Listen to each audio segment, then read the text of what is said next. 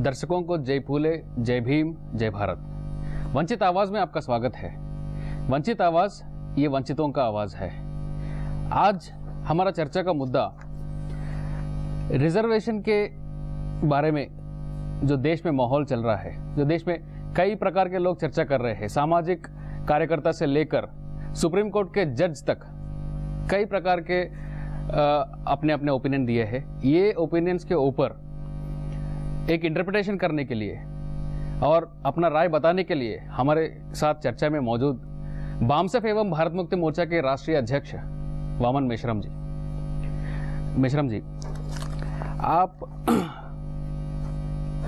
वंचित आवाज के पिछले एपिसोड में रिजर्वेशन के बारे में बहुत सारे जानकारी दर्शकों को दिए हैं और उसके बाद में बहुत सारा डेवलपमेंट हुआ है, जिसमें खास करके मोहन भागवत जी जो आरएसएस के प्रमुख हैं, उनका स्टेटमेंट आप देख चुके हैं और उन्होंने कहा कि रिजर्वेशन के ऊपर समीक्षा होना चाहिए।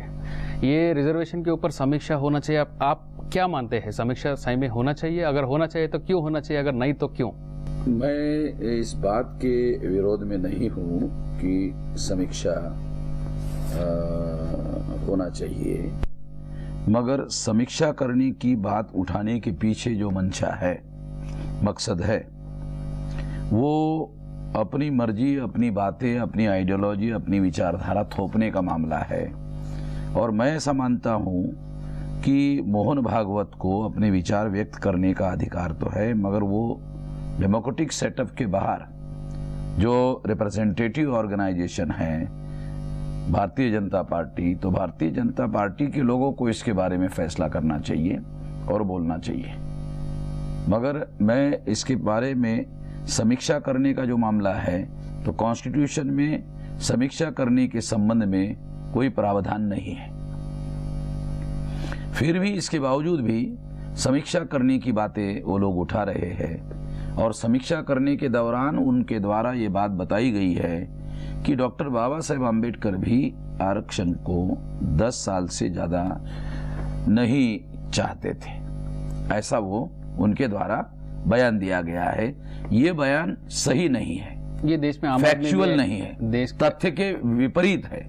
मुझे बहुत हैरानी हुई कि संघ के सरसंघ चालक होने के हैसियत से उनको ज्यादा जानकार होना चाहिए और वो सही बात नहीं कह रहे हैं। मुझे बहुत दुख हुआ। मतलब सही में बाबा साहब अम्बेडकर 10 साल रिजर्वेशन नहीं कहे?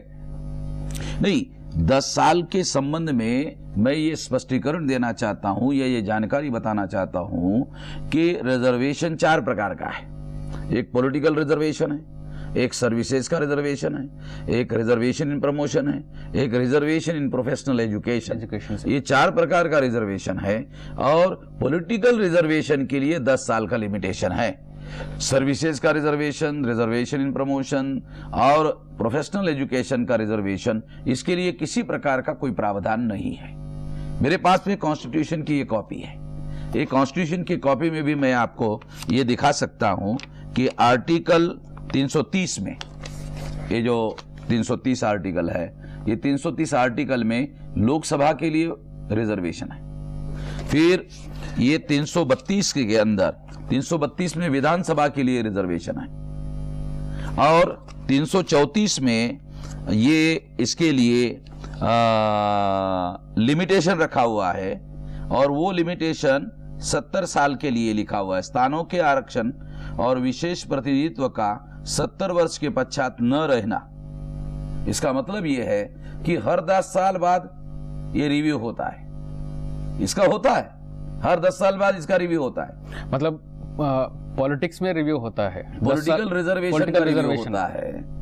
मगर भागवत जी जिन मुद्दों पर चर्चा कर रहे हैं वो पॉलिटिकल रिजर्वेशन पर चर्चा नहीं कर रहे हैं। वो सर्विसेज का रिजर्वेशन, रिजर्वेशन इन प्रमोशन और प्रोफेशनल एजुकेशन का रिजर्वेशन, इस पर चर्चा कर रहे हैं और 10 साल के लिमिटेशन की बात उसके साथ जोड़ करके बता रहे हैं जो कॉन्स्टिट्यूशन के अंदर रिकॉर्ड में जो लिखा हुआ है उसके विपरीत है। मुझे ये इस बात का बहुत ज्यादा दुख है कि लोग कहते हैं कि ब्राह्मण विद्वान और पंडित होते हैं, तो भागवत जी हमारे महाराष्ट्र के ब्राह्मण हैं, तो उनको कम से कम विद्वान और पंडित होना चाहिए। इसके बारे में विद्वान और पंडित होने की बात तो छोड़ो, उनकी बात जानकारी तक नहीं है। मैं रिकॉर्डेड फैक्ट के आधार पर बता रहा हूं और मैं चैनल के माध्यम से भागवत जी को यह मैसेज देना चाहता हूं कि वो अपनी जानकारी में सुधार कर ले। मेरे पास ऐसा कोई अधिकार तो है नहीं है कि उनको सलाह दे, मगर मैं भी पब्लिक लाइफ में हूं, वो भी पब्लिक लाइफ में है, तो गलत जानकारी बोलने से उनकी जो इमेज है उस पर बुरा असर पड़ता है। भागवत जी का और एक स्टेटमेंट जो बहुत ही पिन पॉइंटेड स्टेटमेंट उन्होंने दिया है वो ये है कि समाज में हार्दिक पटेल के जो पटेल आरक्षण है उसके बाद में भी कई प्रकार के जातियों ने अपने अपने आरक्षण मांग रहे हैं। अभी कोई भी समूह एजिटेशन करता है तो उनका डिमांड हम फुलफिल नहीं कर सकते, गवर्नमेंट फुलफिल नहीं कर सकता है। तो इसके ऊपर समीक्षा इसलिए होना चाहिए कि सभी का जो एस्पिरेशंस है उसको फुलफिल किया नहीं जा सकता गवर्नमेंट्स में। ये आपको क्या ये बात लॉजिकल लगता नहीं है? नहीं, मुझे ऐसा लगता है कि ब्राह्मणों के द्वारा ज्यादा स्पेस ऑक्युपाइड करने की वजह से दूसरों के अधिकारों पर अतिक्रमण हो रहा है। शरद यादव के घर में, शरद यादव के घर में मैं गया था तो उन्होंने मुझे जो कार्मिक मंत्रालय का रिपोर्ट दिया उसमें 79.2% प्रशासन पर ब्राह्मण और तत्सम ऊंचे जाति के लोगों का कब्जा है, जिनकी संख्या ब्राह्मणों की संख्या 3.5% है। अगर मान लो सभी और दूसरे लोगों को भी मिला दिया जाए तो 15% है, तो 15% लोगों का 79.2% प्रशासन पर कब्जा होना, ये दूसरों के अधिकार पर अतिक्रमण नहीं तो और क्या है। और अगर दूसरों के अधिकार पर अतिक्रमण हो रहा है तो इसका मतलब दूसरे लोग जो एजिटेशन कर रहे हैं वो इसलिए एजिटेशन कर रहे हैं कि उनको जो मिलना चाहिए था उसके ऊपर इन लोगों ने अतिक्रमण किया। मतलब इनका अंडर शेड्यूल कास्ट का 15% है, उनका पूरा नहीं हुआ।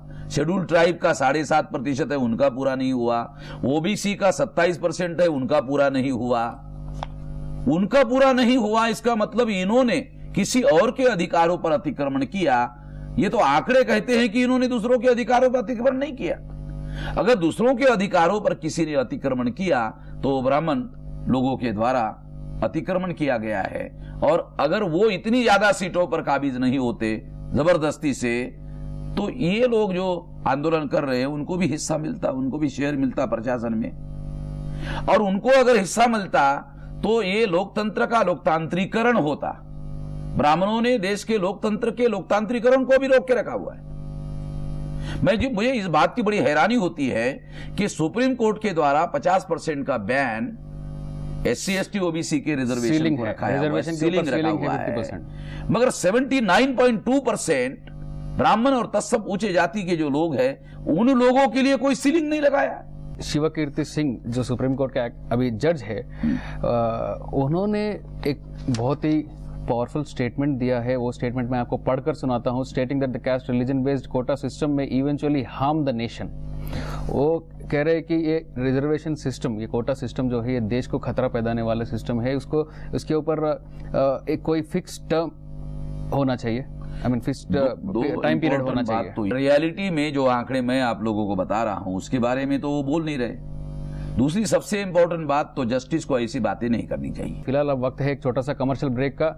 हम जल्द लौटेंगे, हमारा चर्चा जारी रखेंगे वंचित आवाज में।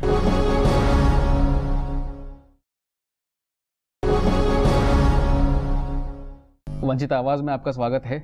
मेश्राम जी, हम चर्चा कर रहे थे कि शिवकीर्ति सिंह जी जो सुप्रीम कोर्ट के जस्टिस है उनके स्टेटमेंट के ऊपर, वो ये स्टेटमेंट अधिवक्ता परिषद जो आरएसएस के ऑफशूट विंग है वो विंग के ऑर्गेनाइज किया हुआ एक समीक्षा में जाकर उन्होंने ये स्टेटमेंट दिया है। आप कैसा देखते हैं? शिवकीर्ति सिंह जी इस बात को आश्वासन दे सकते हैं कि जिस वर्ण व्यवस्था, जाति व्यवस्था और अस्पृश्यता और आदिवासियों का सेग्रीगेशन, महिलाओं की दास्ता, ये जो ब्राह्मणिकल सोशल ऑर्डर के द्वारा पैदा की गई है, क्या वो 30 साल में समाप्त करने का वादा करते हैं? क्या उनके पास ऐसी कोई अथॉरिटी है कि 30 साल में इस व्यवस्था को खत्म कर देंगे? आपके कई वीडियोस यूट्यूब पे अवेलेबल है जिसमें आप एक वीडियो में कहते हैं कि जो मंडल कमीशन का जजमेंट है वो जजमेंट में ओबीसी के ऊपर क्रिमिलेयर लगाना ये अनकॉन्स्टिट्यूशनल था। भारत के संविधान में, मेरे पास संविधान की कॉपी है, और संविधान में जो 340वां आर्टिकल है उसमें socially and educationally backward classes शब्द लिखा हुआ है। तो सोशली एजुकेशनली बैकवर्ड क्लासेस जो लिखा हुआ है उसमें इकोनॉमिकली बैकवर्ड क्लासेस कहां लिखा हुआ है? मैं कहता हूं इकोनॉमिक क्राइटेरिया लिखा ही नहीं है, तुम व्याख्या कहां से किया? मेरा ये सवाल है, कहां से व्याख्या किया? कोर्ट के पास ये भी अधिकार है कि अगर कोई पार्टी नहीं है, कोई केस भी फाइल नहीं हुआ है, वो सुओ मोटो भी लेकर ये जजमेंट दे सकते हैं। ये बात भिन्न है कि अगर सुओ मोटो उनको नोट करना है तो भी नोटिस इश्यू करना पड़ता है, और नोटिस इश्यू करके अवसर देना पड़ता है। जुडिशियल प्रिंसिपल है कि किसी की बात सुने बगैर सुओ मोटो नोटिस इश्यू होता है, उसके बाद में डिस्कस डिबेट होता है कोर्ट में, और होने के बाद उस दौरान उसको अवसर दिया जाता है, उनकी बातों को सुना जाता है और उसके बाद में फैसला दिया जाता है। मैं ये कहता हूं कि ये ओबीसी की केस थी, एससी एसटी के लोग पार्टी नहीं थे, एससी एसटी के लोगों की बात सुनी नहीं गई थी, तो उसके विरोध में फैसला देने का कोई तार्किक आधार उपलब्ध नहीं था। क्या विरोध में था? एससी एसटी के रिजर्वेशन इन प्रमोशन का फैसला उनके विरोध में दिया गया था। ओबीसी को रिजर्वेशन इन प्रमोशन नहीं होगा, उसके साथ साथ एससी एसटी को भी नहीं होगा। और बाद में पार्लियामेंट ने संविधान में अमेंडमेंट किया और एससी एसटी को रिजर्वेशन इन प्रमोशन बहाल कर दिया। मनीष तिवारी जी जो कांग्रेस के स्पोक्स पर्सन है और एक्स मिनिस्टर भी थे, उन्होंने कहा कि 21st सेंचुरी में ये रिजर्वेशन का अवसर क्या है, और अगर रिजर्वेशन होता है तो वो इकोनॉमिकल बेसिस पे होना चाहिए, ये कास्ट के आधार पर होना नहीं चाहिए, ये उनका कहना था।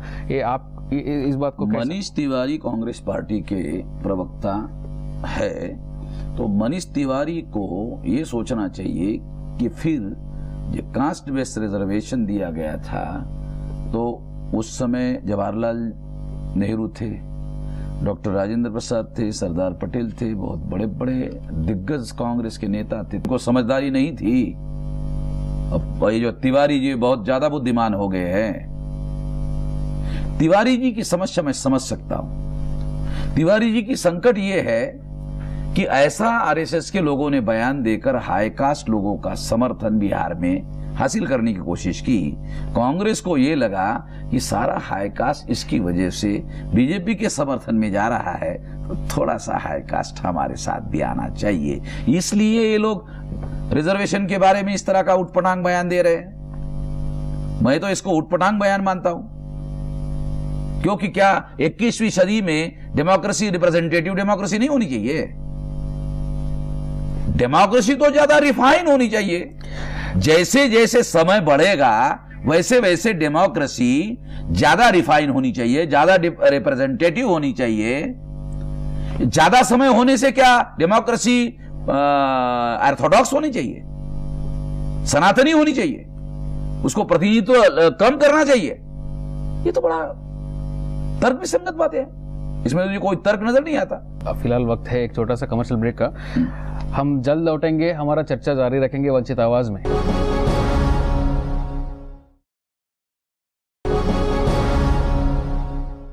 फिर एक बार वंचित आवाज में आपका स्वागत है।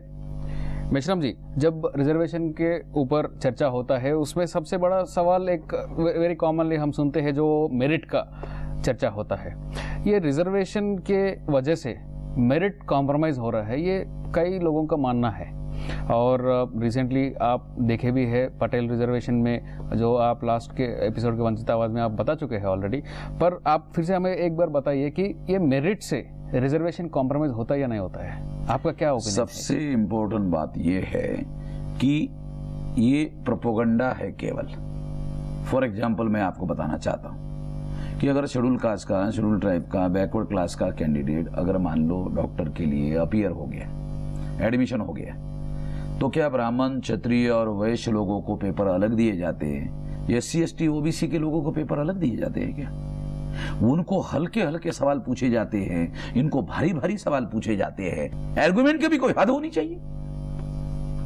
तुम्हारे पास मीडिया है इसलिए तुम अपनी गलत बातें जो है, फालतू बातें दुनिया वालों को बताते रहोगे, और जिन लोगों के पास में कोई आवाज नहीं है उन लोगों की आवाज लोगों तक पहुंचती नहीं है, इसलिए तुम बकवास करते रहोगे कुछ भी। उनका कहने का मतलब है कि जब शेड्यूल कास्ट के आदमी को या शेड्यूल ट्राइब के आदमी को 40% मार्क्स आता है, 40 मार्क्स आता है, उनको सीट मिलता है, पर हमको 70 मार्क्स आने के बाद में भी हमको सीट नहीं मिलता है।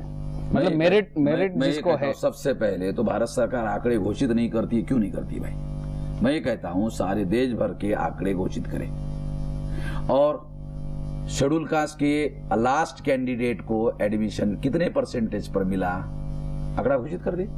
मेरे पास गुजरात के आंकड़े हैं। गुजरात के आंकड़े में जनरल कैंडिडेट का आखिरी कैंडिडेट 96% है और शेड्यूल कास्ट का 92% पर है।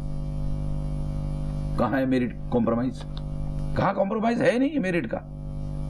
दूसरी मौलिक बात मैं आपको बताना चाहता हूं कि लोकतंत्र राजाशाही के बाद लाया गया है। लोकतंत्र जो है राजाशाही के बाद लाया गया कि विशेष लोगों को राज करने का अधिकार होना चाहिए। राजाशाही का सिद्धांत है। लोकतंत्र शब्द ही बना लोकतंत्र, उसमें हाँ लोकतंत्र है, प्रजातंत्र है, तो ये कोई मेरिटोक्रेसी तो है नहीं, ये डेमोक्रेसी है।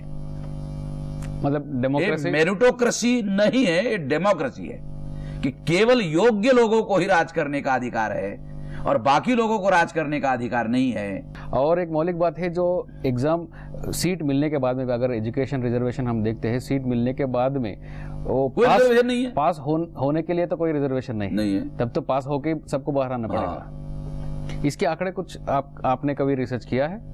ये मैं सबसे पहले तो मान लो वामन मेश्राम ने रिसर्च किया तो लोग क्या बोलेंगे, अरे ये तो तुम्हारी बातें हैं, तो ये बात सही नहीं है, मानी जा सकती।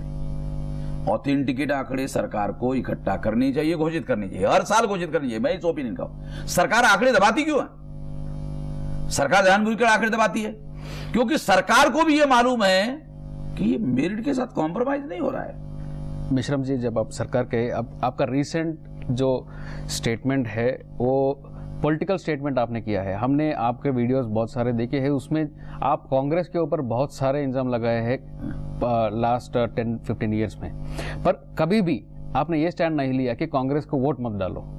पर अभी आपका रिसेंट इंटरव्यू जैन टीवी पर था, उसमें आप कहे बीजेपी को बिहार में हम हराएंगे, किसी भी स्थिति में हराएंगे। क्यों आप ऐसा एक्सट्रीम स्टैंड लिए जो कांग्रेस पे नहीं था, तो बीजेपी पे क्यों? गुजरात में मैं कार्यक्रम लेने के लिए गया तो हम लोग कोई हथियार लेकर कार्यक्रम तो करते नहीं है, शांतिपूर्ण लेकर कार्यक्रम करते हैं। तो वो कार्यक्रम को करने के लिए उन्होंने अनुमति नहीं दी। जब मतलब गुजरात के गवर्नमेंट ने, गुजरात पुलिस ने हमको अनुमति नहीं दी और संविधान के आर्टिकल 19 के अनुसार सभा सम्मेलन करने का अधिकार मौलिक अधिकार है, किसी के बाप दादा का अधिकार नहीं है कि बीजेपी को अधिकार होगा, कांग्रेस को अधिकार होगा और बाकी लोगों को सभा सम्मेलन करने का अधिकार नहीं होगा। तो ये तो मेरा मौलिक अधिकार है भारत के संविधान के आर्टिकल 19 के अनुसार। तो इन लोगों ने मुझे वहां कार्यक्रम करने के लिए परमिशन नहीं दिया। किस टाइप का कार्यक्रम था वो कार्यक्रम बाबा साहब आम्बेडकर के जन्मदिन का था। बाबा साहब आम्बेडकर के जन्मदिन का कार्यक्रम मनाने के लिए उन्होंने मुझे मना किया। केंद्र सरकार मना रही है, राज्य सरकार मना रही है, वामन मेश्राम को बाबा साहब आम्बेडकर का जन्मदिन मनाने के लिए क्या ऐतराज है भाई? मुझे यह समझ में नहीं आया कि उन्होंने क्या ऐतराज है। वो ऐतराज होना नहीं चाहिए। और अगर मैंने उनको कहा कि यदि आप बाबा साहब आम्बेडकर का जन्मदिन मनाने के लिए विरोध करते हो, परमिशन नहीं देते हो, परमिशन दिए बगैर मैं कार्यक्रम करूंगा। आपको अगर औकात है तो मुझे जेल में डालो, मैं जेल में जाने के लिए डरता नहीं हूं। गांधी जी जेल में जाते जाते महान हो गए तो मैं कौन सा छोटा होने वाला हूं? मैं कोई चोरी चकारी करके थोड़ी जेल में जाऊंगा। गांधी जी भी तो जेल में जाते जाते महान हो गए, मैं भी थोड़ा सा महान हो जाऊंगा। गांधी जी थोड़ा ज्यादा महान हो गए, मैं भी थोड़ा सा महान हो जाऊंगा। तो मैंने वहां परमिशन दिए बगैर मैंने कार्यक्रम किया। मैंने कहा ये तो संविधान को ही नहीं मान रहे, अब लिमिट हो गई है। अब इस सरकार को, मुझे अवसर है बिहार में, तो इस सरकार को मुझे सबक सिखाने का काम करना चाहिए और इसको चुनाव में हरवाने के लिए मुझे काम करना चाहिए। तो मैंने वामसेप के लोगों को, भारत मुक्ति मोर्चा के लोगों को, विद्यार्थी मोर्चा के लोगों को, युवा मोर्चा के लोगों को, महिला मोर्चा के लोगों को, हर जिले में, हर चुनाव क्षेत्र में हमारे कार्यकर्ता है, वहां सभी लोगों को आदेश दिया कि पूरी ताकत लगाकर, साधन संसाधनों के साथ ताकत लगाकर बीजेपी को हराओ। तो मैंने ये आदेश दिया वहां कि हरवाओ, हर हालत में हरवाओ। बीजेपी को हरवाने का बात कहा, कहते हुए ही महागठबंधन को समर्थन देने का और बहुजन मुक्ति पार्टी को वोट देने का भी बात कहा। अब इसमें यह है कि हरवाना है तो किसी न किसी को जीतवाना पड़ेगा ना भाई। केवल हरवाना बोले तो ऐसा कहने से थोड़ी वो हारेगा। व्यावहारिक बात तो यह है कि किसी न किसी को जोर लगा के जितवाना होगा। तो लालू जी वहां बैकवर्ड क्लासेस के हैं, नीतीश जी बैकवर्ड क्लासेस के हैं, और फिर हमने ये कहा कि महागठबंधन के जो भी जितने भी बैकवर्ड क्लासेस के लोग हैं सभी को हम समर्थन करेंगे। लगभग 143 सीटों पर और 100 सीटों पर बहुजन मुक्ति पार्टी का समर्थन करेंगे। बीजेपी को हरवाने का काम केवल बिहार तक रहेगा या सारे देश भर में आने वाला चुनाव में ये स्टैंड आप लेने वाले हैं आपके संगठन की तरफ से? नहीं, अगर मेरे इस वजह से अगर वो चुनाव हार जाते हैं, मान लो हार जाते हैं, यदि हार जाते हैं, अगर इससे सबक लेते हैं और सुधार करते हैं तो मैं अपनी निर्णय की समीक्षा करूंगा। वंचित आवाज एपिसोड क्लोज करने के पहले आप ये रिजर्वेशन के बारे में पूना पैक्ट के रेफरेंस बहुत फ्रीक्वेंटली देते हैं, पर पूना पैक्ट आप इतना रेफर करने का वजह क्या है? इसमें मौलिक बात यह है कि मोहन भागवत जी ने जो बयान दिया वो बयान उन्होंने सर्विसेज के रिजर्वेशन के रेफरेंस में, एजुकेशन के रिजर्वेशन के रेफरेंस में दिया। मैं दस्तावेजी सबूत के तौर पर यह किताब लेकर आया। मेरे पास में ये दस्तावेजी सबूत है, ये पूना पैक्ट का ओरिजिनल टेक्स्ट है और उसमें क्या लिखा हुआ है मैं आपको पढ़ के सुनाना चाहता हूं। बाबा साहब आम्बेडकर, मदन मोहन मालवीय और इनके बीच में यह एग्रीमेंट हुआ पूना पैक्ट का। उसमें क्या लिखा हुआ है? शर्त है पूना पैक्ट के चुनाव के रेफरेंस में 10 साल के संबंध में क्या है वो आपको बताना चाहता हूं। The system of representation of the depressed classes by reserved seats in the provincial and central legislature as provided for in clause 1 and 4 shall continue until determined by mutual agreement between the communities concerned in the settlement। इसका मतलब यह है, इनका कहने का मतलब यह है कि यदि ये जो पॉलिटिकल रिजर्वेशन है अगर इसको खत्म करना है, इसमें सुधार करना है या अमेंडमेंट करना है या पूरी तरह से खत्म करना है या और 10 साल बढ़ाना है, 10 साल का है, 10 साल और बढ़ाना है, तो ये म्यूचुअल एग्रीमेंट से किया जा सकता है, यूनिलेटरल नहीं किया जा सकता। भागवत जी के पास इस एग्रीमेंट के अनुसार कोई यूनिलेटरल फैसला करने का अधिकार नहीं है। अगर उनको यह फैसला करना है तो दोबारा एग्रीमेंट करना होगा, म्यूचुअल एग्रीमेंट। और म्यूचुअल एग्रीमेंट में उस समय मदन मोहन मालवीय और बाबा साहब आम्बेडकर के बीच में एग्रीमेंट हुआ था। तो आज के तारीख में मैं नेशनल लेवल का शेड्यूल कास्ट का रिप्रेजेंटेटिव हूं, या तो मेरे मुकाबले का कोई दूसरा आदमी दिखाओ, ये मेरा कहना है। नहीं तो मैं हूं रिप्रेजेंटेटिव, तो मेरे साथ में म्यूचुअल एग्रीमेंट करना होगा, तब जाकर के ये 10 साल बढ़ाना चाहिए, खत्म करना चाहिए या और आगे बढ़ाना चाहिए, ये मामला होगा। यूनिलेटरल आपको ऐसा करने का कोई अधिकार नहीं है। मेश्राम जी, ये इस वक्त जो इलेक्शन के माहौल चल रहा है बिहार में या आने वाला दिन में भी कई राज्यों में इलेक्शन होने वाला है, इस वक्त ये रिजर्वेशन के ऊपर चर्चा क्यों हो रहा है? आपका क्या ओपिनियन है इसके ऊपर? कम समय है। इसमें क्या है कि हाई कास्ट के लोगों का तुष्टिकरण करना इसके पीछे मकसद है। आरएसएस ये चाहती है कि बिहार का हाई कास्ट का ध्रुवीकरण होकर वो बीजेपी के समर्थन करे, और बीजेपी को यह कहा गया कि तुम रिजर्वेशन का समर्थन करके बैकवर्ड क्लासेस का समर्थन ले लो। हम लोग हाई कास्ट के लोगों का समर्थन आपको दिलवाते हैं, तुम लोग रिजर्वेशन का समर्थन करके बैकवर्ड क्लासेस के लोगों का समर्थन ले लो, दोनों का कंबाइनेशन करके चुनाव जीते। इस वजह से एक दावपेच वाला मामला है, रणनीति वाला मामला है, ये मैच फिक्सिंग का मामला है। ये था आज का वंचित आवाज। अगले हफ्ता हम और एक खास मुद्दा लेकर हम आपके सामने आएंगे। जब तक जय फूले, जय भीम, जय भारत।